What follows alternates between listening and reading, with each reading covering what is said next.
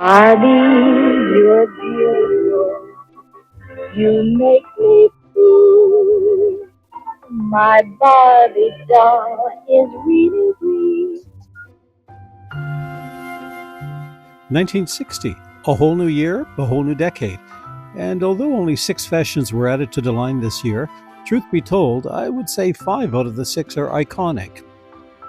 And that 6th one is pretty darn nice as well. I think the proof that this was a stellar year is that no less than 4 of these outfits have been reproduced by Mattel. Classics all. We have to say goodbye to 3 fashion ensembles from 1959. What took their place, though, more than made up for it.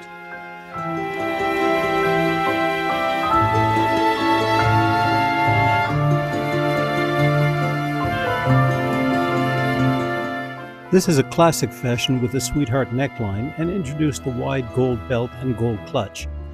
These would be reused throughout the years in other ensembles. This dress would pair beautifully with next year's red flare.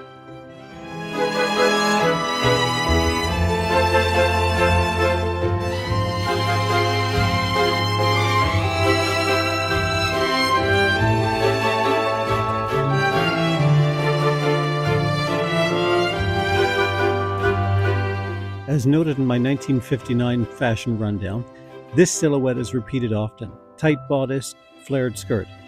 But the large back ties, waist sash, and tails take this up another notch. This would eventually be reissued in green a few years down the line, also with that pearl on chain necklace, a rare piece of jewelry.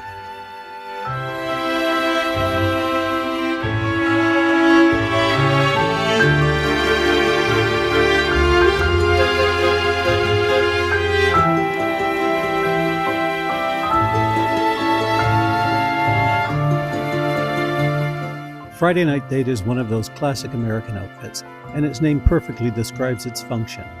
The white dress could be worn on its own, but the addition of the corduroy dress with the playful appliques make it complete. And corduroy was a really novel fabric, and Mattel was getting more playful with the accessories, the tray and the glasses with fizz and straws added to the play value.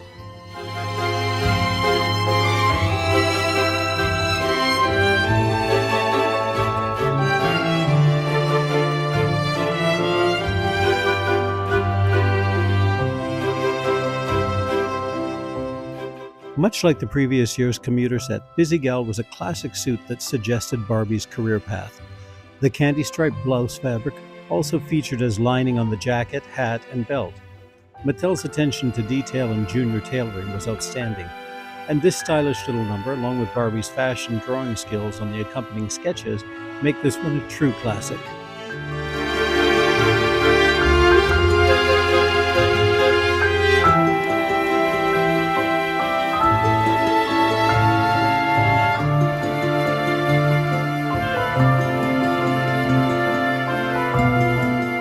Solo in the Spotlight's black, glittery material is very delicate and prone to shedding, but the sheath fit with the tulip hemline made of layers of tulle and fabric red rose is a perennial favorite of collectors. This silhouette hadn't been seen before, nor would it be seen again. Classic. The multi-strand choker was unique to this piece. The bracelet, though, is something I made myself. The microphone, adjustable, is very hard to find.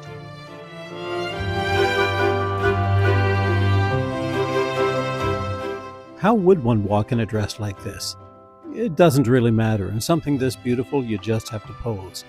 The drape and the sweep of the fabric at the hem defines opulence. This is a much paler pink than other examples. I believe the choker and earrings are handmade. The earrings in particular are very delicate, and they will give green ear to the doll's head, hence the use of repros here.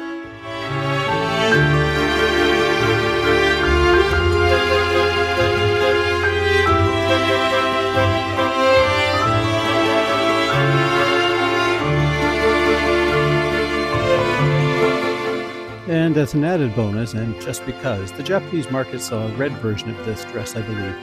This actually isn't one, though. It's one that I dyed red and attached a contrasting rose at the waist. It should be noted that the waist could be accented by either a rose or sequins. 1960, stellar year. 6 new fashions, and all of them of great merit. But if I have to choose one out of the lot, I think I know which one it is. Enchanted Evening, my absolute favorite. Elegance, glamour, drama, and of course I also have that self-made one in red. Many thanks for tuning in.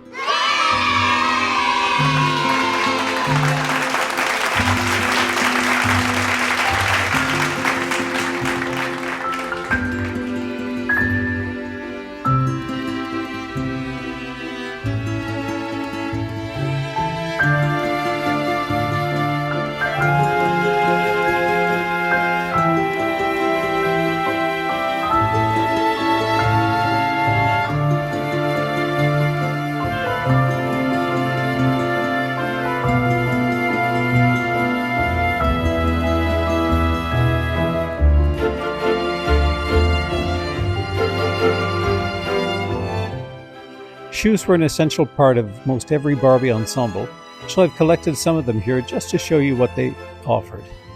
You may have noticed that I rarely have shoes on the dolls. This is because putting the open-toe shoes on dolls and storing them tends to break the strap, like this example here. A rare example of the open-toe shoes, though, would have a hole in the sole like this one.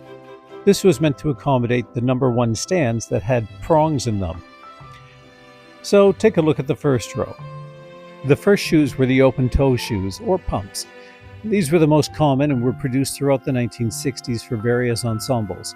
The most common colors were white, black, and red, but they came in a myriad of colors, matching the outfits. Next up you have a series of wedges. For some of these outfits, the sole and the heel was made of cork, but in other ones, especially in pack versions, they were made of plastic. They are all very delicate. Then you have a series of open-toe shoes that have embellishments. The clear shoes are exceptionally hard to find and come with either gold or silver sparkles across the strap, or some of them are actually clear. Pom-poms on the shoes tended to go with sleepwear. Very glamorous, I'd imagine.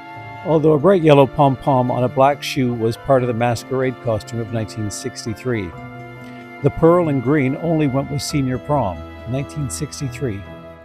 All of these open-toe shoes should be marked Japan on the underside.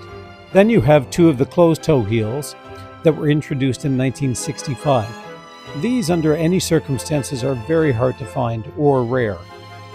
The higher one is often referred to as a spike and was only issued with some 1965 outfits. These are exceptionally rare, hard to find, and pricey, when you can find them. The lower heel continued through to the early 1970s, and while not plentiful, they can be found more easily than the spikes. These 2 are also marked Japan on the underside. The last in the row is a soft go-go boot that was issued from about 1967 on, not only for Barbie outfits, but also Francie and Skipper. But I'll talk about those at a later date. I'll save the back row for later. Here's some other views. Feel free to pause the video at any point to get a closer look at the shoes.